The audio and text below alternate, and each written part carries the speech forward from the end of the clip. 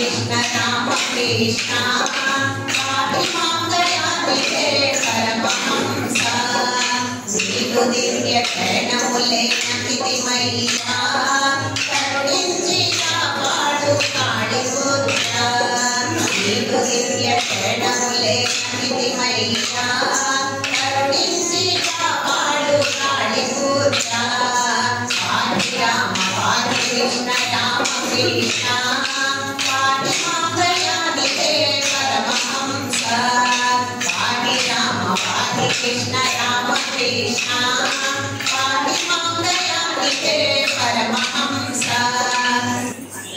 అందరికీ నమస్కారం. ఈరోజు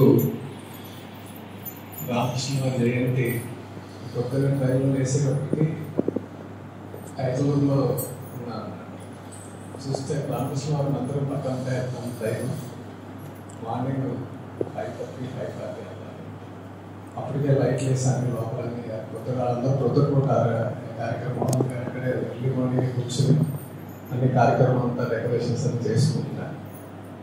ఇక్కడికి వచ్చి మన ప్రోగ్రామ్ సాయంకాలం కదా పొద్దున్న అడవాడు ఉంటుందని అనుకుని సభ దగ్గరికి వస్తే అప్పటికే పొద్దున్న 7:30కే అంతా డెకరేషన్ చేసేసి పద్మగారు ధ్యానంగా ఇద్దరు మళ్ళీ వివేకానంద స్టాచ్యూ దగ్గర తీసుకెళ్ళి గానం చేయించి అంటే పండుగ వాతావరణం పొద్దునుంచే ఎత్తులు వచ్చిన కాడి నుంచి కైకలూరులో కానీ ఇక్కడ కానీ మన కార్యక్రమాలన్నీ జనరల్గా సాయంకాలం కూడా చేసుకుంటాం. ఎందుకంటే ఎక్కువ మంది భక్తులు మహిళా భక్తులు ఎక్కువ కాబట్టి సాయంకాలం అయితే కార్యక్రమం అవుతుంది.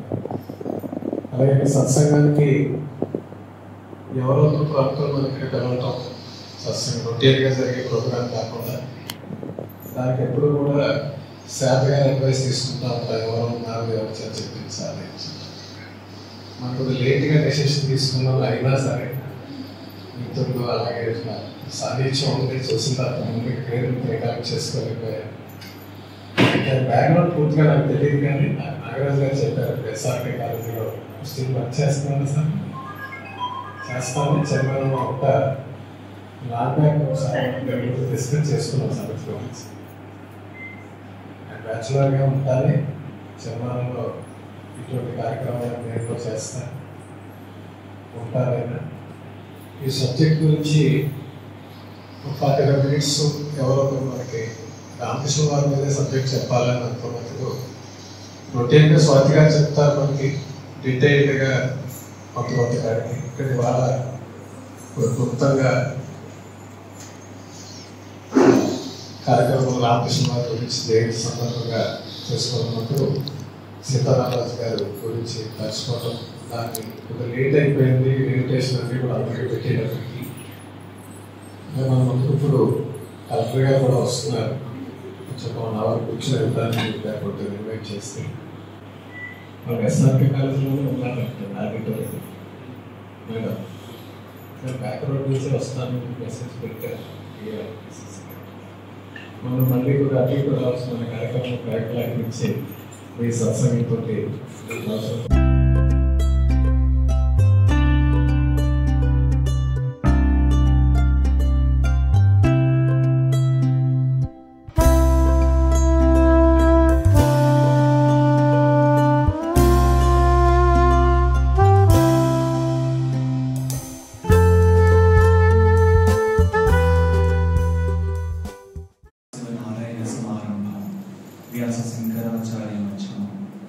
अस्मदाचार्य पर्यंतम वंदे गुरु परंपरा.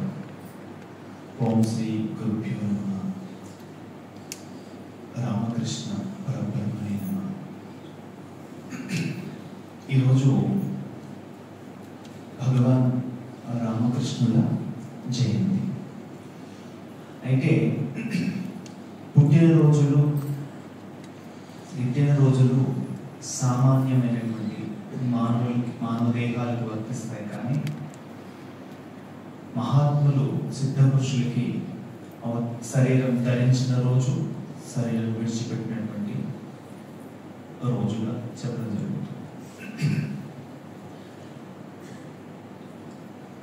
సత్యం ఒకటి, కానీ దాని అనుభవం చెందినటువంటి వారు వ్యక్తం చేసేటువంటి తీరు అనేక రకాలుగా ఉంటుంది.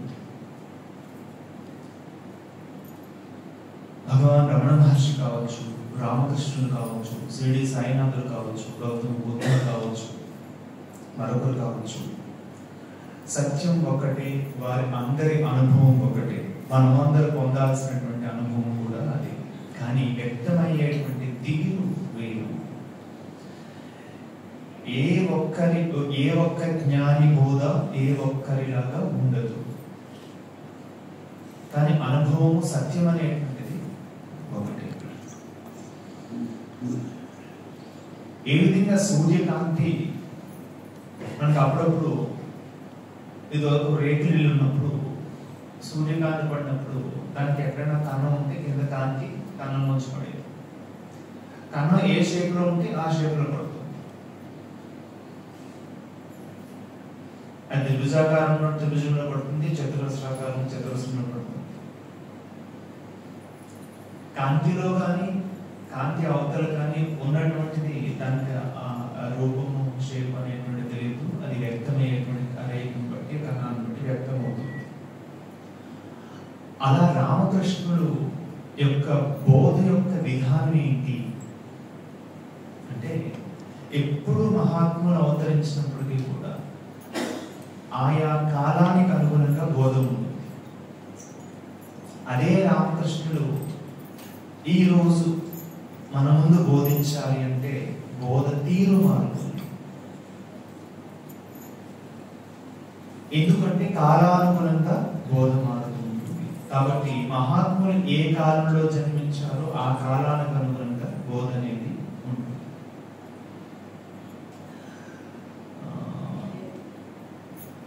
రామకృష్ణుడు అంటారు, ఆ రాముడు ఈ కృష్ణుడు ఇద్దరు కలిసి ఈ రామకృష్ణులు అంటారు. దీనికి ఒక తమాషా పోలిక ఉంది. నేను గమనించా తమాషా పోలిక. రాముడిలో ఉన్నటువంటి కృష్ణుడిలో ఉన్నటువంటి అంశాలు రామకృష్ణుడు ఎలా కనిపిస్తాయి? రామావతారం తీసుకుంటే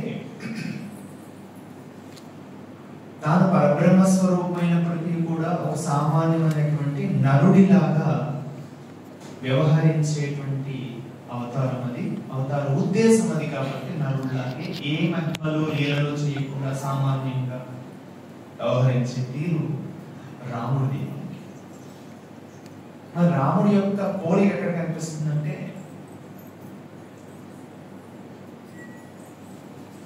రాముడు చిన్నతనంలో నేర్చుకున్నటువంటి పాఠాల్లో కనిపిస్తుంది. వశిష్ఠుడు రాముడికి చెప్పినటువంటి వశిష్ఠ గీతం అంతా కథల రూపంలో ఉంటుంది. ఒక వశిష్ఠ గీతం తీసుకుంటే భూషణోపాఖ్యం దగ్గర నుంచి అన్ని రమా జాగ్రత్తగా విను. వశిష్ఠ గీత మొదట్లో బ్రహ్మవాక్య నిరూపణ చేసి వేదాల్లో ఉన్నటువంటి అహం బ్రహ్మాస్మి, ఐమాత్మ బ్రహ్మ, తత్వమసి లాంటి వాక్యాలను చెప్పి, రామా నువ్వు నా ముందు ఎందుకు కూర్చున్నావు అంటే, నేను నీ ముందు ఎందుకు కూర్చున్నాను అంటే ఇప్పుడు మనం చెప్పుకునేది కావచ్చు, లేదా రామకృష్ణుడు ఎందుకు వచ్చారు, రామకృష్ణుడు ఎందుకు ఆశ్రయించాలి అనేది అర్థమవుతుంది. మొదట ఏం చెప్పాడు, రామా నేను ఇక్కడ ఎందుకు కూర్చున్నాను, నా ముందు ఎందుకు కూర్చున్నాను అంటే ఒక విషయం తెలుసుకోవడానికి. ఏంటి ఆ విషయం అంటే పరబ్రహ్మము, అంతటా నిండున్న పరబ్రహ్మము నీవే అనేటువంటి అనుభవం తెచ్చుకోవడానికి. అంటే పుట్టిన ప్రతి మనిషి జంతువుకి శరీరం మాత్రమే ఉంటుంది, అందుకని శరీర అవసరాలు తీర్చుకుని చనిపోతుంది. కానీ మనిషికి మనసు అనేటువంటిది ఒకటి ఉంది, జంతువుకి లేనటువంటిది, సెల్ఫ్ అనేటువంటిది. అందుకని ఆ మనసు అసంపూర్ణంగా ఉంది, అందుకని దానికి మోహం కావాలి అని ఇది ప్రయత్నం చేస్తుంది. ఎప్పుడూ ఆనందంగా ఉండాలి. ఆ ఎప్పుడు ఉండే ఆనంద స్థితియే పరమాత్మ. అది నీవే ఓ రామా, అది నీవే, ఆ బ్రహ్మము నీవే, ఆ సర్వేశ్వరుడు నీవే. ఆ నీవే అనేటువంటిది నీకు అనుభవంలో రావడానికి మనం మాట్లాడుకుంటున్నాం. ఇదంతా కథల్లో కూడా చెప్తున్నాను. ఓ రామా, ఈ కథలు నేను చెప్పేటువంటి బోధ అంతా కూడా పరబ్రహ్మం గురించి అయినప్పటికీ పరబ్రహ్మము నిరుపమానము, కథల్లో చెప్పుకోవడానికి వీలు కానటువంటి, ఉపమానంగా చెప్పడానికి లేనటువంటిది. మనకు తెలియనటువంటి ఒక వస్తువు గురించి మనం మాట్లాడుకోవాలంటే తెలుసున్న దాంతో ఉపమానం చెప్తాం, అంటే కంపేర్ చెప్తాం. జాంగ్రీ ఎలా ఉందంటే జిలేబీ ఎలా ఉంటుందని చెప్తాం. కానీ పరబ్రహ్మం అనేటువంటిది నువ్వు అనుభవించేటువంటి పూర్ణ ఆనందం ఏదైతే ఉందో, నీ గమ్యం ఏదైతే ఉందో, ఆ గమ్యం అనేది నిరుపమానం, ఇంకొక దాన్ని పోల్చడానికి లేదు, దాంతోనే పోల్చాలి. కానీ మరి దాన్ని ఎలా మనం మాట్లాడాలి? అందుకని నీకు కథల్లో చెప్తాను. ఏ కథ, చాలా జాగ్రత్తగా వినండి, ఇదే ఇక్కడ పోలిక కనిపిస్తుంది రామకృష్ణుల్లో. ఏ ఉపమానం, ఏ కథ దేన్ని ఉద్దేశించి చెప్తున్నానో ఆ ఉద్దేశాన్ని ఎరుకతో పట్టుకో, తెలివితో పట్టుకో. కథ ప్రధానం కాదు, ఏదో ఒకటి చెప్పాలని దాన్ని కథ రూపంలో నేను చెప్తున్నా. రామకృష్ణ జీవితాంతం కథలే కదా చెప్పింది, ఎన్ని వందల కథ చెప్పారండి. కాబట్టి కథ ఎందుకు చెప్తున్నానంటే ఏదో చెప్పడం కోసమే కథ చెప్తున్నాను. కాబట్టి ఆ ఏదో అనేది పట్టుకో. మరి అదేదో రెడీగా చెప్పొచ్చు కదంటే అది చెప్పలేదు, అది నిరుపమా. కాబట్టి తరచు రాముడి వశిష్ఠ మహాముని అనేవాడు, రామా వింటున్నావా అనేవాడు కదా, రామా ఎరుకుతో వింటున్నావా, రామా శ్రద్ధతో గమనిస్తున్నావా అని తరచు అడిగేవాడు. ఇలాగ మనకి రాముడు వశిష్ఠుడు దగ్గర నేర్చుకున్న బోధంతా కథల రూపంలో ఉంటుంది. మరి అంత ఘోరంగా కూడా మరి తన జీవితంలో తన అవతార ఉద్దేశం వేరు కాబట్టి ఆచరించి చూపించాడు అక్కడ. మరి ఆ నిన్న కథలన్నీ చెప్పాలి కదా, అందుకని రామకృష్ణుడిగా వచ్చి కథలన్నీ చెప్పాడు. రామకృష్ణుడు ఎందుకో చెప్తారా అలా చెప్పారు. కృష్ణుడి యొక్క పోలిక ఎక్కడ కనిపిస్తుందంటే, తన పక్కనే అర్జునుడు ఉన్నప్పటికీ కూడా భగవద్గీత యుద్ధకాలంలోనే బోధించాడు. ఎందుకు? అర్హత ఉన్నప్పుడే బోధించాడు, ఆ జిజ్ఞాస ఉన్నప్పుడే బోధించాడు. సరే, యుద్ధ సమయంలో బోధించి ఆ యుద్ధాన్ని ఎలా చేయాలి అనేటువంటి విషయాన్ని ఆయన మనకి ఆ యుద్ధ సమయంలో యుద్ధాన్ని ఎలా చేయాలని నడిపించాడు. కానీ మహాభారత యుద్ధం అయిపోయిన తర్వాత,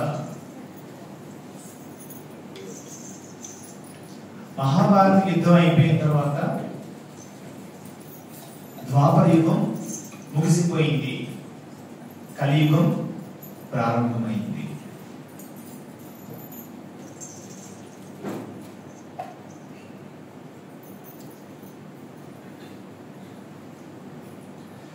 మరి కలియుగం ప్రారంభమైంది, ద్వాపరయుగం ముగిసిపోయింది, భగవద్గీత కలియుగానికి మరి ఆయన తయారు చేసిన అర్జునుడు అనేటువంటి ఆయుధం ఏమైంది? అందుకే మళ్ళీ రామకృష్ణుడు వివేకానంద అనేటువంటి అర్జునుడు తీసుకుని అప్పుడు బోధ చేసింది కాకుండా ఇప్పుడు ఆయుధంగా తయారు చేసి ఆయన యొక్క ధర్మాన్ని విస్తరింపచేస్తాడు. ఈ విధంగా ఆ రాముడు ఈ కృష్ణుడు కలిసి ఈ రామకృష్ణుడు అనడంలో ఆ పోలిక తమాషగా అయినా అందులో ఒక వాస్తవం కనిపిస్తుంది. అయితే రామకృష్ణుడు బోధా విధానం అనేటువంటిది చాలా కొంచెం గమనిస్తే కనుక సత్యం ఒక్కటే అయినప్పటికీ వ్యక్తపరిచేటువంటి తీరు వేరే అంటున్నాం కదా. రామకృష్ణుడు తనకు కాళీ దర్శనం అయ్యేంత వరకు కూడా భౌతికమైన పూజాధికాలు అన్ని చేసినట్టుగా కనిపిస్తుంది. కాళీ దర్శనం అయిన తర్వాత ఆ పారస్థితిలో ఉండిపోయేవాడు, పూజ అనేది పడిపోయింది. వైరిని బ్రాహ్మణి వచ్చిన తర్వాత అష్ట సిద్ధులు, దశమహావిద్యలు సాధించినప్పటికీ తోతాపరి వచ్చిన తర్వాత తనలో ఉన్నటువంటి భావ సమాధుడిని ఆగిపోయి పూర్తి పరబ్రహ్మలో లేనటువంటి కొన్ని దశలు కనిపిస్తాయి. అయితే రామకృష్ణుడు శరీరం పురుష శరీరం అయినప్పటికీ హృదయం మాతృ హృదయం. అందుకని ఆయన బోధ అనేటువంటిది చాలా సరళంగా మాట్లాడటం జరిగింది. శంకరుడు అంటాడు, మనోబుద్ధి అహంకార చిత్తాని నాహం న సోత్రం న జిహ్వేన చిత్రాన నేత్రం న చ వ్యోమ భూమిన తేజోన వాయువు చిదానంద రూపం శివోహం శివోహం. శంకరుణ్ణి చిన్నతనంలో తల్లి అనుమతి తీసుకుని ఆయన గురువు దగ్గరికి వెళ్ళినప్పుడు గురువు అడుగుతాడు, అబ్బాయి నుంచి చిన్న పిల్లవాడు కదా, ఇప్పుడు 6 సంవత్సరాల పిల్లవాడు, ఎవరయ్యా అని అడిగితే శంకరుడు ఏమన్నాడంటే, నేనెవరు అంటే నా పేరు నా ఊరు చెప్తాను కదా. శంకరుడు అలా లేదు, మనోబుద్ధి అహంకార చిత్తాని, నేను మనసుని కాదు, బుద్ధిని కాదు, చిత్తాన్ని కాదు, అహంకారాన్ని కాదు, నేను చిదానంద శివోహం శివోహం, నేను చీకటి కాదు, వెలుగుడు కాదు, గురువుడు కాదు, శిష్యుని కాదు, నేను ఆనంద స్వరూపాన్ని అని ఏది కాదో చెప్పి తర్వాత ఏది అవునో చెప్పాడు. అటు అద్వైతాన్ని బోధించిన శంకరుడు వేదంలో ఉన్నటువంటి దాన్ని రామకృష్ణుడు చాలా సరళంగా చెప్పిన విధానం చాలా అద్భుతంగా ఉంటుంది. అమ్మ హృదయంలో చూసినటువంటి మాటలు. ఒకసారి మనందరం శ్రద్ధగా మనం పరిశీలించుకుంటే, ఉదయం లేచినప్పటి నుంచి పడుకునేంత వరకు లేదా కను తెరిచినప్పటి నుంచి కను మూసి మరణం వరకు కూడా ప్రతి మనిషిని పరిశీలిస్తే అనేక కర్మలు చేస్తూ ఉన్నాం, అనేక కోరికలు ఉంటూ ఉన్నాయి. కోరే తీరులు ఎన్నున్నా కోరిక ఒకటే, తాగే ద్రవములు ఎన్నున్నా దాహం ఒకటే. ఇక్కడ ప్రపంచంలో ఒకే ఒక్క కోరిక ఉంది, కోరికలు అనేటువంటిది లేదు. ఇది నా పరిశీలన. అంటే శ్రద్ధగా పరిశీలిస్తే ఒకరు 10 మందికి దానం చేయాలనిపించవచ్చు, 10 మంది దోచుకోవాలనిపించవచ్చు, లేదా ఏదో సాధించాలి, వీరితో ఉండాలి, వీరి నుంచి దూరంగా వెళ్ళాలి, ఈ స్థితి నాకు రావాలి, ఇంత ఆస్తి రావాలి, ఇన్ని నగలు రావాలి. ప్రపంచంలో ఉన్నటువంటి అందరి యొక్క కోరికల్ని పరిశీలిస్తే ఇవన్నీ ఎందుకయ్యా వాళ్ళు ఇంకో ప్రశ్న వేస్తే, ఇవన్నీ జరిగితే నేను చాలా ఆనందంగా ఉంటాను. స్వీయ అనురక్తి, నేను సుఖంగా ఉండాలి అనేటువంటి కోరిక జాతి మతంతో సంబంధం లేకుండా రాముడు కాలమైనా ఇంకో కాలమైనా ప్రతి మనిషిలో కూడా నేను సుఖంగా ఉండాలి అనేటువంటిది ప్రతి ఒక్కళ్ళలోని ఉండేది, ఇన్బిల్ట్. ఇక్కడ 100 మంది దగ్గర సెల్ ఫోన్ ఐఫోన్ ఉందనుకోండి, 100 మంది యొక్క ఐఫోన్ యొక్క కంపెనీ ఒకటే, దానిలో ఉన్నటువంటి సిస్టమ్ అంతా ఒకటే, మనం రకరకాల యాప్స్ ఇన్స్టాల్ చేసుకోవచ్చు. అలాగే హ్యూమన్ బీయింగ్ ప్రతి మానవులలో కూడా స్వీయ తృప్తి, నేను సుఖంగా ఉండాలనేటువంటి కోరిక ప్రతి వాళ్ళు, నేను ఆనందంగా ఉండాలని. అయితే ఎవరు ఎక్కడ ఆనందం పొందుతున్నారనేటువంటిది వేరే. వారి సంస్కారం బట్టి పులిహోర అనేటువంటిది కావాలి అనుకున్నామంటే గతంలో తిని ఉంటేనే కావాలి అంటాం, తినకపోతే కోరిక పుట్టదు. కాబట్టి మన జీవితంలో మనం ఎటువైపు ప్రయాణిస్తున్నామో దానికి సంబంధించినటువంటి వాసనలు, అవి సంస్కారాలే, గత జన్మ సంస్కారాలు. దాన్ని బట్టి నీ క్యారెక్టర్ డిజైన్ చేయబడుతుంది. పరిసరాలు, పరిస్థితులు, తండ్రి యొక్క తల్లి యొక్క డిఎన్ఏ, 7 తరాల నుంచి ఆ డిఎన్ఏలో డేటా ఉంది. ఇవన్నీ కూడా ఒక శీలాన్ని నిర్మిస్తే అందులో సంస్కార ప్రభావం ఎక్కువ. నేను ఇలాగే ఎందుకున్నాను, ఒక వ్యక్తి నిర్మాణం ఎలా జరుగుతుంది. కాబట్టి నాకు ఏది ఇష్టం అనేటువంటిది గతంలో నేను నడిచిన దాన్ని బట్టి ఆధారపడుతుంది. కానీ ఇక్కడ రామకృష్ణుని గురువులు ఏం చెప్తారంటే, ఇష్టమైనది చేయటం కాదయ్యా, శ్రేయస్కరమైనది చేయండి. ఇష్టమైనది ఏర్పడడానికి కారణం ఏంటంటే నువ్వు గతంలో ఆ రూట్లో తిరిగి ఉన్నావు, అది నీ లోపల వాసన రూపంలో ఉండిపోయింది. కాబట్టి ఇప్పుడు ఆకర్షితం అవుతున్నావు. ఇప్పుడు నువ్వు కాబట్టి నాకు ఇష్టమైనది నేను చేస్తాను అనేది కాదు, అది శ్రేయస్కరమా అనేటువంటిది ఇక్కడ ఒక ఫిల్టర్ వేసుకో, దాని శీలత అంటున్నారు. ఆ శుద్ధి చేసుకో ఇక్కడ. అందుకు గురువు అవసరం అని చెప్పేస్తాం. అయితే ఈ ప్రతి మనిషిలో ఉండేటువంటి స్త్రీయానురక్తి త్యాగ పరిస్థితి, నా పిల్లలు బాగుంటే చాలండి, నేను ఒడ్డులాగా రాత్రి పగలైనా కష్టపడతాను, నాకు ఎంత శ్రమైనా పర్వాలేదు అని అంటారు. కానీ పిల్లలు బాగుండటంలో నేను బాగున్నాను, వాళ్ళు ఆనందంగా ఉంటే నేను ఆనందంగా ఉంటాను. చివరికి అక్కడే చూస్తుంది. వచ్చిపోయే ఆనందం కావాలా, ఎక్కువసేపు ఉండే ఆనందం కావాలా, ఎప్పుడు ఉండే ఆనందం కావాలా? ఎప్పుడు ఉండే ఆనందం. ఈ ప్రశ్నకి మీరే కాదు, మరొక మతం వారు కాదు, మరొక జాతి వారు కాదు, మరొక కాలం కాదు, కంప్యూటర్ యుగం కాదు, భవిష్యత్తు అయినా ఎవరైనా ఒకే సమాధానం వస్తుంది, అదే సత్యము. నేను ఎప్పుడు ఆనందంగా ఉండాలి, ఎప్పుడు ఉండే ఆనంద స్థితినే పూర్ణమద పూర్ణమిద పూర్ణముదచ్యతే, అదే పరమాత్మ. ఆ స్థితిని పరమాత్మ అంటారు. పరమాత్మ అంటే వ్యక్తి కాదు, స్త్రీ కాదు, పురుషుడు కాదు, పరమాత్మ ఒక స్థితి. ఆ స్థితి అనుభవంలోకి వచ్చింది కాబట్టి ఆయన భగవాన్ అయ్యాడు, ఆయన శివుడు అయ్యాడు. ఆ స్థితి అనుభవం పొందాలనుకుంటున్నాం కాబట్టి జీవుడు అయ్యాడు. అనుభవిస్తే ఎవరు? నువ్వు బ్రహ్మమే. పదాలు మారినాయి కానీ పదార్థం ఒకటే అక్కడ. అది స్థితి. ఏదైతే ప్రతి మనిషిలో కూడా స్వీయ అనురక్తి అంటే నేను ఆనందంగా ఉండాలని అనుకుంటున్నాము, ఆ ఆనందాన్ని ఎలా అనుభవించాలి? ఇప్పుడు కావాలా వద్దా అంటే నువ్వు అనుకున్నా అనుకోకపోయినా, నీకు ఒప్పుకున్నా ఒప్పుకోకపోయినా ఇన్బిల్ట్ జీవుడిగా నీకుండే లక్షణం నేను ఉండాలి లోపల ఉంది కాబట్టి, ఆయన అనుసరించి ఆయన అందులో ఉన్నాడు కాబట్టి మనం ఆశ్రయించినట్టు దానికి వెళ్ళే మార్గాన్ని చెప్తాడు. చూడండి, దీన్ని నీతి యోగం అని చెప్పేసి వేదాంతం చెప్తే రామకృష్ణుని యొక్క బోధ ఎంత సరళమైంది అంటే ఒక్కొక్కసారి బాధ అనిపిస్తుంది. ఎందుకంటే కథలు పట్టుకుంటాం మనం, యథార్థాలు వదిలేస్తాం. అందుకే రాముడికి వశిష్ఠ మహాముని చెప్పేటప్పుడు, రామా ఎదుగుతూ ఉంటున్నావా, ఆ కథ దేన్ని చెప్పటం కోసం ఈ కథ చెప్తున్నావా, అది పట్టుకున్నావా, కథ పట్టుకున్నావా గుర్తు చేసేవాడు. ఎందుకంటే మనలాంటి వాళ్ళు ఉంటాం కదా, కథ చెప్తే కథలు చెప్పుకుంటూ ఉంటాం కదా. అందుకని ఆయన వేదాంత నీతి యోగం అయ్యా ఒక్కసారి ప్రశాంతంగా కూర్చో, నాకేం కావాలో ఒక లిస్ట్ రాసుకో. ఏవో కొన్ని కోరికలు ఉంటాయి, ఆ కోరిక ఉద్దేశం ఆనందమే కదా. సరే, నిజంగా అందులో ఆనందం ఉందా అని పరిశీలించు. ఎంతసేపు ఉంటుందో పరిశీలించు. బజార్లో దొరికేటువంటి తినుబండారం నీకు కావాలి అనిపిస్తుంది, అది మరొకట.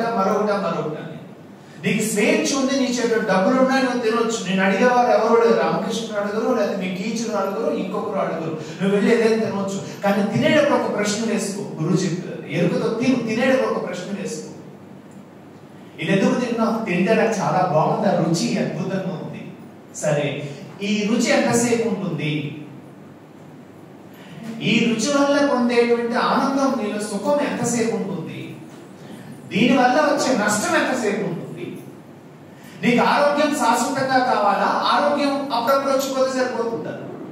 నీకే కాదు, నాకే కాదు, ఈ భూమి మీద పుట్టిన ప్రతి జీవికి ఆ శరీరానికి ఆరోగ్యం ఎప్పుడూ ఉండాలి. మరి ఎప్పుడూ ఉండాలి ఆరోగ్యం. మరి టెంపరీ వచ్చిపోతుంది ఈ రుచి. ఎప్పుడు ఉండేటువంటి దానికోసం, వచ్చిపోయే దానికోసం ఎప్పుడు ఉండేదాన్ని తాకట్టు పెట్టడం కరెక్టేనా? ఆలోచించుకుని తిను. ఇవాళ తింటావు, రేపు తింటావు, ఎల్లుండి తింటావు. అప్పుడు అర్థమవుతుంది, అరే ఎంత తిన్నా ఈ కుసింత సేపు 4 దాటేంత వరకు ఉంటుంది. కానీ నాకు ఆరోగ్యం చెక్క చివరి వరకు ఉండాలనిపిస్తుంది కదా. కాబట్టి ఆరోగ్యాన్ని పాడు చేసేంతగా నేను తినకూడదు అని వాడు తెలుసుకుంటాడు. తర్వాత వాడు మరి శరీరానికి ఒక్కటేనా ఆహారం అంటే? ఉపవాసం అంటే శివరాత్రి ఉపవాసం చేస్తారు. ఉపవాసం అంటే 5 ఇంద్రియాల ద్వారా స్వీకరించే ప్రతిదీ ఆహారమే. కంటి ద్వారా, చెవి ద్వారా ప్రతిదీ ఆహారమే. కాబట్టి ఒక సినిమా చూస్తే సినిమా ద్వారా ఆనందం వస్తుంది, బాగుంది. కానీ నీకు కావాల్సింది కొంతసేపు వచ్చేదా, ఎప్పుడు ఉండేదా? ఎప్పుడు ఉండేటువంటి దానికి ఇది ఎంత దారి చూపిస్తుంది. ఈ పరిశీలన కావాలి అంటారు. అందుకే రామకృష్ణుడు అంటారు నీతి యోగం అంటున్నారు. నీకు ఎక్కడ ఆనందం ఉందని నీ మనసు కనిపిస్తుందో ఒక్కసారి దాన్ని పరిశోధించు. ఈ విషయంలో మాత్రం నువ్వు సోమరితనం పనికిరాదు, చాలా కష్టపడాలి, ఎరుగుతూ ఉండాలి. రామకృష్ణుడు తరచు అంటారు ఈ విషయంలో నువ్వు సాధన చేయాలి. సాధన అంటే సాధన అంటే ఏంటి? సాధన ఎప్పుడో కష్టంగానే ఉంటుంది. ప్రతిదీ కూడా ఎక్కడ నీకు అది ఉందో దాన్ని వేదాంతం అయితే నీతి యోగం నా ఇతి అని ఖండించుకొని వెళ్ళి దేహం నాహం కోహం సోహం అని చెప్పి, దేహం అంటే సామాన్యుడికి నువ్వు ఎవరయ్యా అంటే ఈ దేహం నేను అని వెంకట్రావు, సుబ్బారావు, సురేష్, నరేష్ అని చెప్తారు. కొంత సాధన చేస్తే ఆలోచన వేగం తగ్గితే అనిపిస్తుంది నాహం, మనోబుద్ధి అహంకార చిత్తాన్ని నాహం అంటే అరే ఇది నా పుస్తకం, ఇది నా పెన్ను, ఇది నా షర్టు, ఇది నాది అంటున్నాను. అంటే నాది నా పేరుగానే ఉంది కదా. నా ముక్కు, నా కన్ను, నా మనస్సు ఇవన్నీ నావి అంటున్నాను కదా. మరి నేను ఎవరినయ్యా? ఇది కాదు కదా, ఇది కాదు అని ఏదో ఒకటి లోపల నుంచి కొంచెం క్లారిటీ వస్తుంది. నాహం చిత్త నాహం ఇది కాదు అని దేహం కాస్త నాహానికి ఎదుగుతుంది, నాహం కాస్త కోహం. మరి అయితే నేను ఎవరిని? చివరికి సోహం, అదే నేను అనేటువంటి ఆత్మానుభవంతో ముగుస్తుంది జీవుడు యొక్క ప్రయాణం. దీని రామకృష్ణుడు 2-3 కథల్లో తమాషగా చెప్పారు. ఒక దొంగట ఎప్పుడు ఆయన చెప్పే కథలన్నీ కూడా ఆయన ఎక్కడ దేన్ని చూసాడో దాని కథల్ని బోధ చేసేవాడు. పెద్ద వేదాంత విషయాలు తీసుకున్నాడు. ఒక దొంగ ఒక ఇంట్లోని బీరువాలో ఉన్న నగలు దోచుకుని వెళ్ళాడు. లోపలికి వెళ్ళిన తర్వాత చిమ్మ చీకటి, వెళ్తూ లేదు. అది ఇంద్రియం కళ్ళు తెలిసినవాడు, కళ్ళు మూసినవాడు, ఇంకా తడుకుంటూ వెళ్తున్నాడు. ఇప్పుడు వాడికి కావాల్సింది ఏంటి? బీరువాలో నగలు. ఆ స్పష్టంగా బీరువాలో నగలు వాడికి కావాల్సింది. చూడండి రామకృష్ణ కథలో మూలాన్ని మనం గమనించాడు. ఏం చేశాడు? దొంగ ఏం చేశాడు? అలా వెళ్ళిలా ఇలా తడివాడు. అక్కడ కుర్చీ కనిపించింది. వెంటనే ఇది కాదు. ఇంకొక చోట వెళ్ళాడు, కొండ కనిపించింది, ఇది కాదు. ఇంకొక చోట కనిపించింది, దూరం కనిపించింది, ఇది కాదు. ఇంకొంచెం దూరం వెళ్ళేసరికి ఇంకేదో పూల గుట్ట కనిపించింది, ఇది కాదు. ఇంకో చోట బట్టలు వేలాడుతుంది, దానికి తగ్గాడు, ఇది కాదు. ఇలా ఇది తనకి కావాల్సింది దొరికేంత వరకు తపన ఆగిందా? బంగారు నగలు బీరువాలో ఉన్నాయని స్పష్టత ఉంది. తనకి ఏ దగ్గర నాకు కావాల్సింది ఇది కాదు, ఇది కాదు, ఇది కాదు, ఇది కాదు, ఇది కాదు. బీరువా మీద చెయ్యి వేస్తాడు, బీరువా ఇందులో ఉంది అని బీరువాలో తీసి నగలు పట్టుకున్నాడు. ఇంతేనయ్యా వేదాంతం. నువ్వు ఉదయం లేచినప్పటి నుంచి రాత్రి వరకు కూడా దొంగవాడు ఏ విధంగా బీరువాడు నగలు దొంగిలించేటప్పుడు దృష్టి నగల మీద తప్ప ఎక్కడ ఉండదు కదా. అంతలాగా నువ్వు వెలుగుతూ ఉండు. నువ్వు బయట పానీపూరి తింటున్నావా? బయటకి ఫ్రెండ్స్ తో మాట్లాడుతున్నావా? ఒక సత్సంగానికి వెళ్తున్నావా? సేవకు వెళ్తున్నావా? ఎక్కడికి వెళ్ళినా సరే ఎరుకతో వ్యవహరించు. నీ దృష్టి మాత్రం దేది శ్రీయానురక్తి ఏదైతే పూర్ణమైందో అది అనుభవించేంత వరకు, అరే నేను తింటున్నాను, కొంతసేపు ఉంది, స్నేహితులతో మాట్లాడుతున్నాను, ఇంకొంచెం ఎక్కువసేపు ఉంది, ఆశ్రమానికి వెళ్ళాను, ఇంకా ఎక్కువసేపు ఉంది, ఇది కూడా సరిపోవట్లేదు. ఎందుకంటే భౌతికం. ఒక సంవత్సరం క్రితం ఆశ్రమం ఇప్పుడు వచ్చిన తర్వాత మళ్ళీ ఉండదు అక్కడ. రామకృష్ణ దేవుడు వచ్చింది, ఉంది, పోయింది. అక్కడ వస్తుంది పోతుంది, వస్తుంది పోతుంది, వస్తుంది పోతుంది. నాకు ఎప్పుడు ఉండేటువంటిది ఏదో ఉంది అని పట్టుకోవాలి. కాబట్టి ఎలా ఉండాలి రామకృష్ణ జిజ్ఞాస ఎలా చెప్పారు? దొంగ బంగారపు నగల మీద తప్ప ఇంకో దృష్టి లేకుండా ఏది ఎక్కడ పట్టుకుని ఇది కాదు, ఇది కాదు, కాదు వెళ్ళిపోతున్నట్టుగా నువ్వు నిరంతరం కూడా నీ మనస్సు అనేటువంటిది రామతీర్థ అంటాడు. రామతీర్థం అంటే జ్ఞానులు పుట్టిన దేశం అంటే ఆయన అంటాడు మాట. నీ మనస్సు అనేటువంటిది ఈగలంటిది, దాన్ని తేనె మీద మాత్రమే వాళ్ళి, పెంట మీద వాళ్ళు. మధురమైన తేనె, ఉన్నతమైన విషయాల మీద నీ మనసును వాళ్ళి. ఈ పెంట మీద, దాని మీద, మలం మీద తెగవద్దు అంటాడు. ఈ మనసు ఎప్పుడు ఉన్నతమైన దాని మీద వెళ్ళారు. అలాగా ఈ రామకృష్ణ అంటారు, అంత ఏకాగ్ర, అంత జిజ్ఞాస, అంత తపనతో నాకేం కావాలి.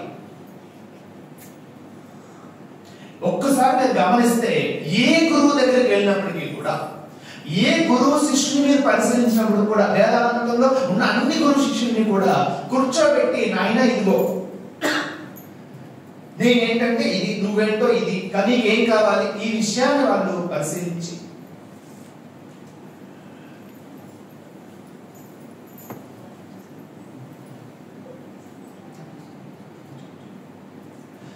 చూడండి ఇక్కడ వాళ్ళు ఏం చెప్తున్నారంటే వివేకానంద విషయం వివేకానంద విషయంలో తరచు ప్రశ్నలు వేసేవాడు.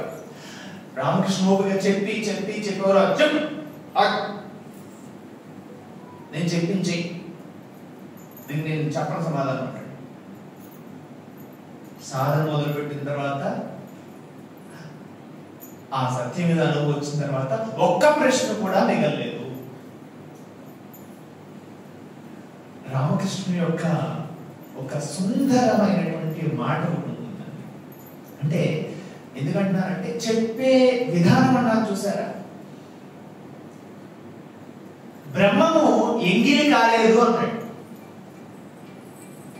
బ్రహ్మము అంటే మళ్ళీ బ్రహ్మం అంటే ఏదో కాదండి. ఏది బ్రహ్మం అంటే ఏది నిరంతరము కావాలి, ఏది తిన్నా ఎక్కడ ఉన్నా కాసేపు ఉండిపోతుంది కదా, అది సరిపోవట్లేదు కదా, ఇంకా కొంచెం అర్థం కావాలని నేను చెప్తాను. బ్రహ్మం అంటే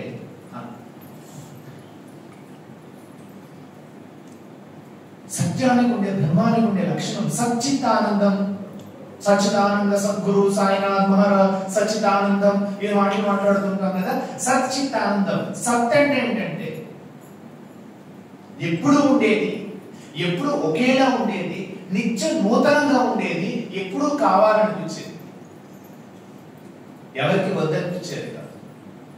దాని లక్షణం సత్తుకు ఉండే లక్షణం. సత్యం నిజమంటారు. చిత్ అంటే ఏంటంటే ప్రజ్ఞ. ఇక్కడ పువ్వు ఉంది అని నేను గ్రహిస్తున్నాను. ప్రపంచంలో ఏ వస్తువునైనా చూడటానికి అది ఉంది, నేను చూస్తున్నాను, ఇది ఉంది, నేను తెలుసుకుంటున్నాను, ఇది ఉంది, నేను వింటున్నాను, అంటే రెండు ఉన్నాయి ఇక్కడ. కానీ పరబ్రహ్మం విషయంలో తెలుసుకునేది తెలియబడేది రెండు లేవు, రెండు ఒక్కటే. తన్ను తానే తెలుసుకుంటుంది కానీ తెలియబడేది అన్యంగా లేదు. దాన్ని చిత్ అంటున్నాం. ఒకసారి కొంచెంసేపు ఆగుదాం, దాన్ని లాస్ట్ లో వివరిస్తాం. ఆనందం, అది ఆనందంగా ఉంటుంది. అది మనకి ఎప్పుడు అనుభవంలో అవుతుందంటే గాఢ నిద్ర, సుషుప్తిలో, డ్రీమ్స్ లేనటువంటి స్టేట్ లో ఎవరికైనా ఎప్పుడైనా వద్దు అనిపించిందా? పాట అయిపోయింది అనిపించింది, 60 సంవత్సరాలు నిద్రపోతున్నాను, నాకు ఇంకా 60 సంవత్సరాలు నిద్ర బాధపడిపోయింది, కొత్తగా ఏమైనా కావాలనుకుంటున్నావా? లేదే. ఆనందంగా సుఖంగా లేదా అక్కడ? సరే, ఇప్పుడు వర్మ గారిని ప్రవచనాలు పెట్టమన్నాం. ప్రపంచంలో చాలా మందికి నోటీసులు పంపిద్దాం. వారం రోజులు కాదండి, ఒక్క రోజు 2 గంటలు ప్రసంగం చెప్పాలి, ఒక టాపిక్ ఇద్దాం, చెప్పాలి. చెప్పిన తర్వాత 2 గంటలు ఆపకుండా వాళ్ళు చెప్పగలిగితే ఒక 20 కోట్లు లేకపోతే ఒక 10 ఎకరాల స్థలం రాసి చెప్పమంటే సంవత్సరాన్ని చెప్తామని వచ్చేవాళ్ళు. 50 కోట్లు చెప్తాం. పరమాత్మ గురించి చెప్పాలంటే రామకృష్ణ గురించి చెప్తామని వచ్చేవాళ్ళు. పరబ్రహ్మం గురించి చెప్పాలంటే కానీ సంవత్సరం తరబడి చెప్పేవాళ్ళు. ఎందుకు చెప్తారో తెలుసా? పరబ్రహ్మం గురించి సంవత్సరం చెప్పేవాళ్ళు. మరి నిద్రానందం గురించి చెప్పు, ఎందుకు చెప్తారో తెలుసా? వినివాడికి అనుభవం లేదు కాబట్టి. మరి నిద్రానందం గురించి చెప్పు,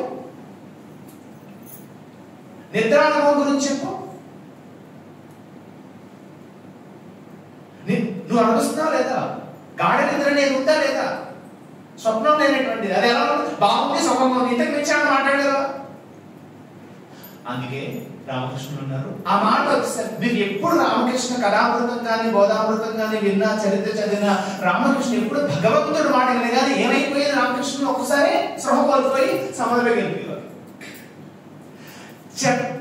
ఎన్నోసార్లు మీరు చూస్తే కనుక రామకృష్ణ ఫోటో ఒకటి ఉంటుంది, ఇలా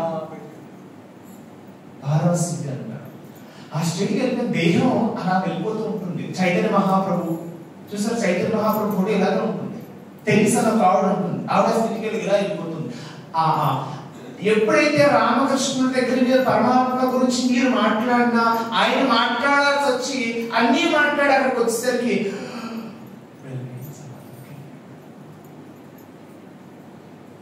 ఇంకా రామకృష్ణ ప్రేమ కూడా చెప్తాను, మీరు గమనించాలి అని. ఇంకా దేహం ఇంకెన్నో రోజులు ఉండదు ఆ స్థితిలో ఉన్నప్పుడు. ఆ స్థితిని ఎక్కువ రోజులు అనిపించిన తర్వాత దేహం వదిలిపెట్టి వెళ్ళిపోవాలి, ఇంకా ఉండదు.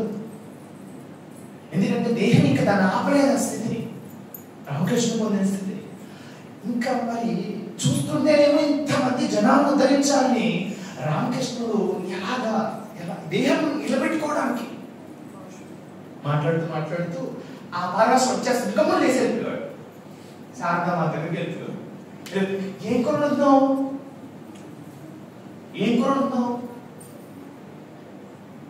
అప్పుడు దాకానేమో ఒక పరబ్రహ్మము ఏదో పెద్ద చర్చ జరిగి ఇక్కడికి వచ్చి ఏం కూర వండుతావు అడిగేసరికి ఇవిడికి అర్థమయ్యేది కదా. అన్నిటినీ చేయించండి ఉంటే ఇక్కడ అడుగుతున్నారంటే ఒకటి కాదు ఒకటి తరచు అడిగేవాడు. అంటే మిమ్మల్ని అందరినీ భగవంతుడిగా చూస్తున్నాము, పరబ్రహ్మంగా చూస్తున్నాము, మీరు వచ్చి కూరలో పోయి ఎక్కువ లేదా అందులో పుదకు ఇందులో ఇల్లు ఈ మాట్లాడుతారు ఏంటంటే సంగతి అది సరిగ్గా ఏముండేది వాళ్ళు. సాధామాత ఎందుకు మీరు ఎలా ప్రవర్తిస్తున్నారు?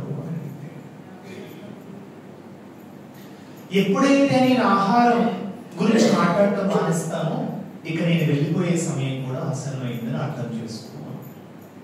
అంటే ఆ స్థితిని, ఆ పారవశ స్థితి నుంచి ఆయన దిగి దేహంలో కొన్నాళ్ళ పాటు ఉండి మనలాంటి వాళ్ళకి రామకృష్ణ వివేకానందని ఎంతో మంది రామమహాశయ శిష్యుని తయారు చేయడానికి ఆయన పట్టి ఉంచడానికి చేసిన ప్రయత్నం ఏదో తెలుసా? ప్రయత్నపూర్వకంగా కోరిక పెట్టుకుని పట్టి ఉంచుకున్నాడు.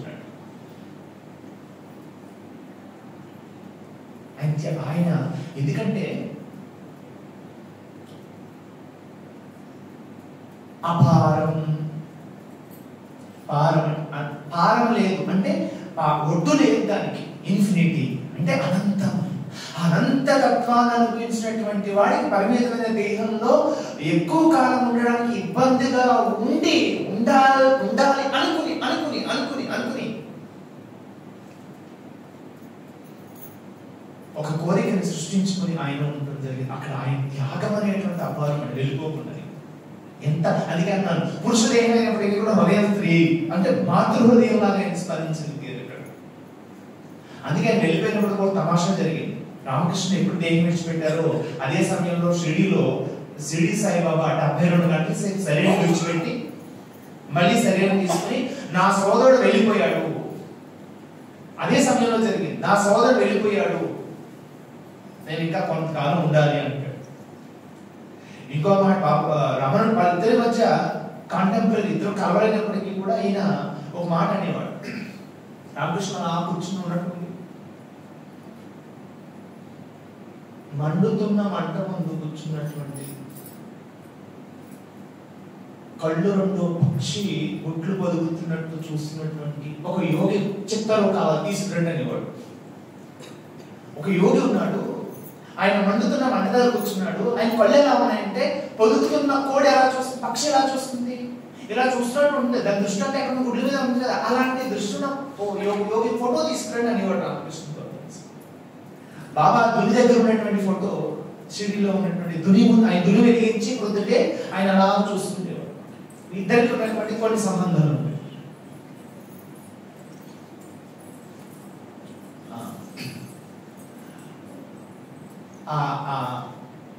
ఇంకొకటి, ఒక 7 ప్రాకారాలు ఉన్నటువంటి ఒక రాజు కోటలో రాజును కలవడానికి వెళ్ళినటువంటి ఒక వ్యక్తి ఒక్కొక్క ప్రాకారం దాటిగానే అక్కడ కూర్చున్న అక్కడ చూసి ఈయన రాజు అనుకుంటున్నాడు.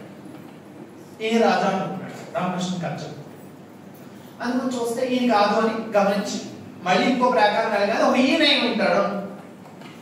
మన జీవితంలో కూడా మన ప్రయాణం ఇలాగే మొదలు.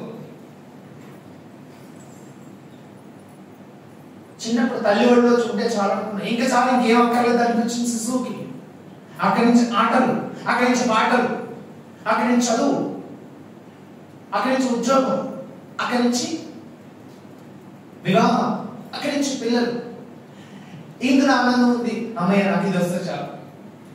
ఒక్కసారి అందరి జీవితాన్ని పక్కన పెట్టి ప్రశాంతంగా కూర్చుని చిన్నప్పటి నుంచి మన జీవితాన్ని మనం చదువుకుంటే అర్థమవుతుంది. ఇది ఉంటే చాలా అనుకున్నప్పుడు అది పొందిన తర్వాత అక్కడి నుంచి ఇంకొకటి, ఇంకో చోట ఇంకొకటికి ఎగురుతుందా లేదా మనసు అని. 99 సంవత్సరాలు వచ్చేసినా కానీ అన్నీ ఉన్నాయా అంటే ఇంకా మునుమనవాడికి ఎల్కేజీలో సీట్ రాలేదు, తాను చూసుకుంటారు కదా. అక్కడ ఇది యొక్క స్వభావం. మనసు అంటే ఏంటి? ప్రతి మానవుడు ఏ దేశంలో ఉన్నా, ఏ జాతిలో ఉన్నా, ఏ మతంలో ఉన్నా ఈ మనసు ప్రవర్తన ఎలా ఉంది? ఆయన అంటున్నాడు ఆగొద్దు రాజుగారిని కలిసేంత వరకుని ఆగొద్దు. ఏం చేస్తావు? 7 ప్రాకార అవతల రాజుగారి దగ్గరికి వెళ్తే పర్వతుంది. అందుకని దొంగ ఏ విధంగా బంగారం కోసం వెళ్ళేటువంటి వాడు అది చూసి ఇది చూసి ఆగిపోకుండా తన లక్ష్యం వెళ్ళేంత వరకు దృష్టిని నిలుపుతాడు.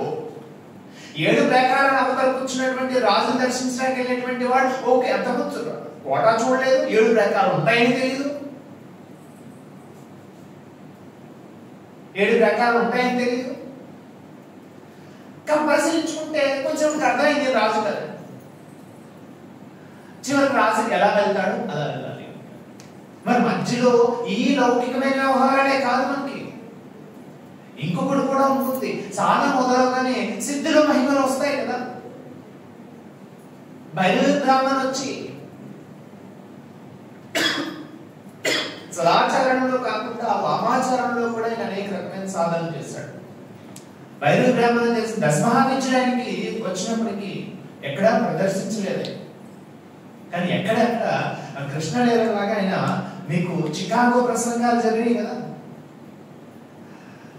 ఆ జరిగిన తర్వాత జరగక ముందు వివేకానంద అక్కడ పడినటువంటి ఇబ్బందులు ఎన్నోనంటే అసలు ఆయన ఓర్వలేక ఇక్కడ ఈయన భారతీయుడే కాదు, ఇక్కడ భారత సంతతి మనం భారతీయుడిగా మీకు పంపించలేదు, ఇక్కడ మొదలైంది. అక్కడ కూడా అప్పుడు ఉన్నటువంటి బ్రహ్మ సమాజంలో సంబంధించినటువంటి వాళ్ళు కూడా ఈయన అసలు గుర్తించుకుంటూ చాలా ఇబ్బంది పెట్టారు. లాస్ట్ ఏ స్థితికి వెళ్ళిపోయిందంటే ఒక కాఫీలో విషయం కలిపి పెట్టేశారు వివేకానందకి.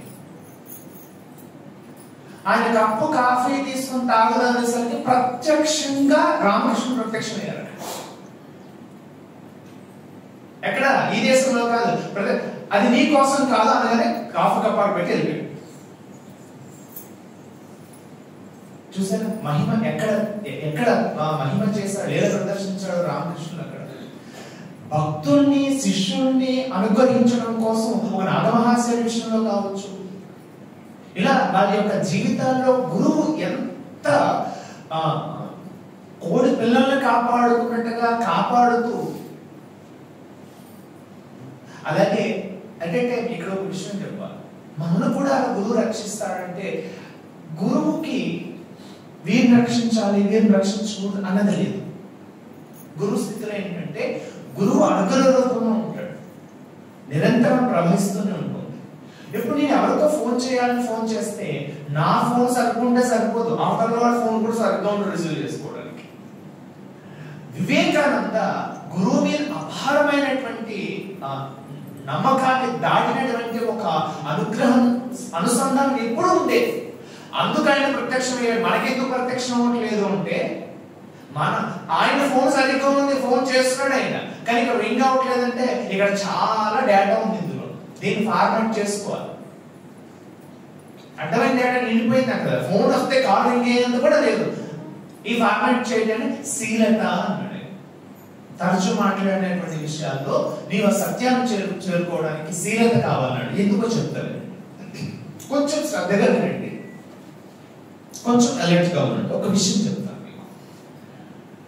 బ్రహ్మ ఎంగిలి కాలేదు అనే మాట వేదాంత విషయం చిన్నగా మాట్లాడిన దాని వెనకాల ఉద్దేశం మర్మం ఏంటంటే, ఇప్పుడు దాకా మనం మాట్లాడుకున్న దాంట్లో మన లక్ష్యం జీవుడిగా పుట్టినందుకు ఆ పరిపూర్ణమైన ఆనందాన్ని అనుభవించాలి అని.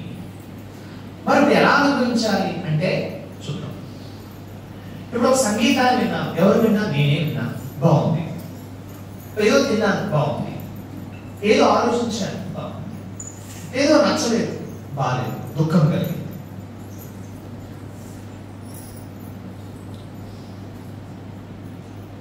అనుభవి అనుభవం,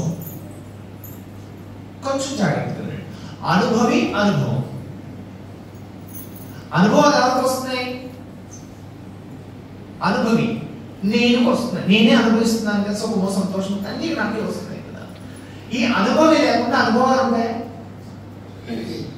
అనుభవి ఎక్స్పీరియన్సర్ లేకుండా ఎక్స్పీరియన్సెస్ ఉంటాయా? ఉండవు కదా. రెండింటి నిద్రలో ఉండట్లేదు, స్పృహ తప్పినట్టు ఉండట్లేదు, అనుభవాలు అనేవి లేవు. అందుకే నీకు ఎంత దుఃఖం రాత్రి పడుకుంటే అనుభవాలు దుఃఖం లేదు, ఎంత సంతోషంగా పడుకుంటే ఏమీ లేదు, ఎంత పడుకున్నా నీకు ఆస్తి లేదు, ఎంత పడుకున్నా నీకు అప్పు లేదు. ఎందుకు అనుభవించేవాడు లేడు. అనుభవి లేకుండా అనుభవాలు రావు. మరి అనుభవి ఎప్పుడూ ఉంటున్నాడా అంటే కొంచెం జాగ్రత్తగా ఉండండి. అనుభవి ఎప్పుడూ ఉంటున్నాడంటే రాత్రి నిద్రలోని స్పృహ తప్పినప్పుడు ధ్యానంలోని సమాధి స్థితిలోని వెళ్ళినట్టు. సరే మనకు అనుభవంలో సాధారణంగా నిద్రలో అంటే ఎక్స్పీరియన్సర్ లేనప్పుడు ఎక్స్పీరియన్స్ లేదు. మీరు ఎక్స్పీరియన్సర్ అనుభవాలన్నీ అనుభవాన్ని బేస్ చేసుకుని వస్తున్నాయి. మరి అనుభవం దేన్ని బేస్ చేసుకుని వస్తున్నాడు? ఇక్కడ 3 ఉన్నాయి: అనుభవము, అనుభవి, అనుభవి కూడా వచ్చిపోవడానికి అంతా ఏదో ఉంది. సరే, నిద్రలో అనుభవించేవాడు ఉన్నాడా? గాఢనిద్రలో లేడు కదా. సో ఆనందంగా ఉండాలనుకున్నవాడు ఉన్నాడు నిద్రలో? లేదు. వీడు ఉన్నప్పుడు అది లేదు, అది ఉన్నప్పుడు ఇది లేదు. ఇక్కడే మర్మం అంతా, మొత్తం ఆధ్యాత్మిక సారం అంతా ఇక్కడే ఉంది. ఆనందం కావాలనుకున్నప్పుడు ఆనందం లేదు, ఆనందం ఉన్నప్పుడు ఆనందం కావాలనుకునేవాడు లేడు. మరి నేర్కొన్నప్పుడు ఆనందం పొందాలి అంటే వీడిపోవచ్చు. మరి వీడెవరు?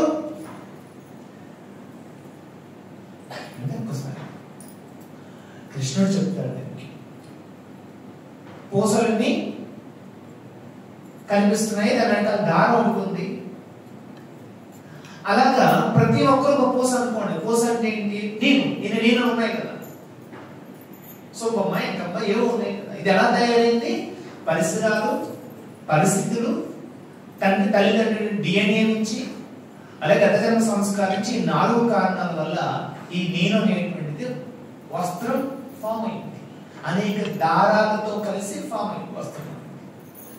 ఇవన్నీ తీసేస్తే నిజానికి దానికి ఒక ఐడెంటిటీ అనేది లేదు. ఇది ఒక క్రియేట్ చేయబడింది. దారాలన్నీ కలిస్తే వస్త్రం ఎలా అవుతుందో, ఈ నేను కొన్ని అభిప్రాయాలు, కొన్ని నిర్ణయాలు, కొన్ని ఎంపికలు, వీటి వల్ల ఒక ఇండివిజువల్ నేను తయారైంది. ఈ నేను ఆ ఆనందాన్ని ఎప్పుడూ అనుభవించలేదు. అనుభవించలేదు. ఆయన ఏమన్నాడు? అందంగా ఏం చెప్పాడు? బ్రహ్మాన్ని ఎంగిలి చేయలేదు. అంటే బ్రహ్మాన్ని ఎవరు చెప్పలేరు, ఎందుకంటే వీళ్ళు లేనప్పుడే అది వస్తుంది. అందుకే రామకృష్ణ అంటున్నారు, ఈ శీలత అనేటువంటిది ఏంటి అంటే, మన జీవితంలో ఈ జీవితం అనేటువంటి వస్త్రంలో ఉన్నటువంటి సంస్కారం అనే దారాలు ఉన్నాయి చూసారా?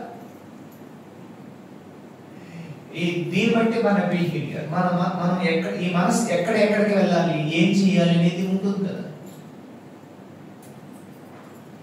ఇక్కడ నువ్వు బోధతో సాధన చెయ్యి. ప్రీతికరమైంది కాదు, శ్రేయస్కరమైంది. నీకు ఏది ఇష్టమో కాదు, ఏది శ్రేయస్కరమో, నీ జీవిత గమ్యానికి ఏది దారితీస్తుందో, నీకు ఆరోగ్యంగా ఉండడానికి ఎటువంటి ఆహారం ఉపయోగపడుతుందో, మనసు ఆరోగ్యంగా ఉండడానికి మనసు ఎటువంటి ఆహారం. నా దగ్గరికి పిల్లలు కాలేజీలో వస్తుంటారు. వాళ్ళు వచ్చి, సార్ ఏంటో తెలిస్తారు నాకు రాత్రి నుంచి, రాత్రి ఆలోచన వచ్చేస్తాను సార్, ఆపుకోలేకపోతున్నాను సార్, నెగిటివ్ థాట్స్ వచ్చేస్తాయి. ఏమంటే ఇక్కడికి వచ్చారు మీరు, అట్టుకుంటూ చిన్న మొక్క పెట్టి ప్రసాదం పెట్టారు, తిన్నాను. బయటకు వెళ్ళి ఒక బిర్యానీ తిన్నాను, ఎవరో బర్త్డే బట్టలు కేక్ తిన్నాను, ఇంకేం పొట్టాంతో నిండిపోయింది. ఇంటికి వెళ్ళిన తర్వాత, సార్ నాకు అసలు అటుకుంటే ఏం రావట్లేదంటే, నువ్వు తిన్నది ఎంత, బిర్యానీ ఎంత, ఇప్పుడు ఏది వస్తుంది, బిర్యానీ దేంట్లో వస్తుంది, నెగిటివ్ థాట్స్ వస్తాయి. వాడెవడు దొంగతనం చేసి ఏదో దొంగల్ని చెక్కల్ని అమ్ముకుంటే వాడి హీరో అనేటువంటి నెగిటివ్ థాట్ మీలోకి వెళ్ళినప్పుడు మన నెగిటివ్ రాబట్టి ఏమొస్తుంది? అదే నువ్వు అరడజనట్టుకో తినేసావు, వాడు పిలిచాడు కదా, పోలేని ఒక స్పూను బిర్యానీ, ఒక చిన్న పీస్ కేక్ తిన్నావు అనుకో, అవి తిన్నాక ఏమైపోతుంది, ఇదే కేక్ వస్తుంది. అదే నువ్వు సత్సంగానికి వెళ్ళి, సత్సంగం అంటే ఏం లేదండి, ఒక IAS అవ్వాలనుకో, ఈ IAS పట్ల ఆసక్తి ఉన్న వాళ్ళు, బాగా చదివే వాళ్ళు, అటువంటి వాళ్ళ స్నేహము అయిన వాళ్ళు, వాళ్ళ సాంగత్యంలో కూర్చో, వాళ్ళు నవ్వుతున్నా కూర్చున్నా ఏం చేస్తున్నా అర్థం. తిడితే నీ ఆటోమేటిక్గా నీకు అది ఎలా చదవాలి, ఎలా ప్రిపేర్ అవ్వాలి ఆటోమేటిక్గా నీకు వచ్చేస్తుంది లక్షణం అని, ఆ ఇంట్రెస్ట్ కూడా పుడుతుంది. అదే కొంతమంది ఉంటారు తల్లిదండ్రులు బాగా సంపాదించుకుంటారు, ఏదో ఒక డిగ్రీ ఉంటే చాలు తర్వాత ఈ చెరువులో చేపల చెరువులు చేసుకోవచ్చు అని మెంటాలిటీ ఉంటుంది వాళ్ళకి. వాళ్ళు ఎగ్జామ్ ముందు ఏముంటారు, ఎందుకంటే వాడికి తెలుసు వాడికి నేను రాగానే జాబ్ చేయను, ఈ 4 years అయిపోతే నాకు సరిపోతుంది అనే ఒపీనియన్తో వాళ్ళు ఉంటారు. అటువంటి వాళ్ళ దగ్గరికి వెళ్ళామనుకో, రేపు ఎగ్జామ్ ఉంటే ముందు రోజు ఏమంటారు వాళ్ళు, అరే ఏం చదువుతాను బాబు, నైట్ చదివితే సరిపోతుంది, అంతకనే ఏం చదువుతాం, రాసిమా పోదాం అంటారు, రాసిమా పోదాం అంటారు. కాబట్టి నువ్వు ఎటువంటి వాళ్ళ సాంగత్యంలో ఉంటే అదే అవుతావు. అందుకే రామకృష్ణ అంటున్నారు, నువ్వు ఎప్పుడు భగవంతుడు భక్తుల యొక్క సాంగత్యంలో ఉండు. నువ్వు ఏది తింటే అదే తేలిపోచ్చినట్టుగా ఏది మనసులో వేసుకుంటే అదే వస్తుంది. నీ జీవిత గమ్యమైనటువంటి ఆ బ్రహ్మాన్ని అనుభవించేటువంటి దాని వైపు నువ్వు నిరంతరం కూడా అటువంటి సాంగత్యంలో ఉండు అని గొప్ప వేదాంత విషయాన్ని చాలా సింపుల్ గా కథల రూపంలో ఒక తల్లి అన్నాన్ని ముద్ద చేసి నోట్లో తినిపించినట్టుగా ఆయన బోధంతా కూడా అటువంటి రామకృష్ణ జయంతికి మనం ఏ రోజు చెప్పుకున్నాం, ఆయన గురించి మాట్లాడుకున్నాం, ఆయనతో పాటు మాట్లాడుకున్నాం, ఆయన కూడా ఇక్కడ కూర్చుని వింటున్నారు. సరే, అందరం కూడా అటువంటి సాంగత్యం ఎప్పుడు ఉంటాము.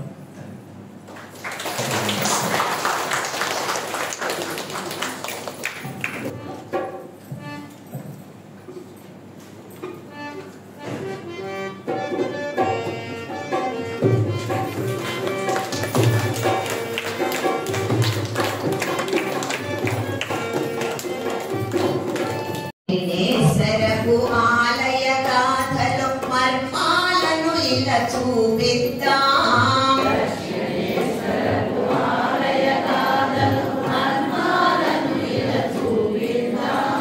మానవులందరూ తరించుటకై మార్గాలెన్నో.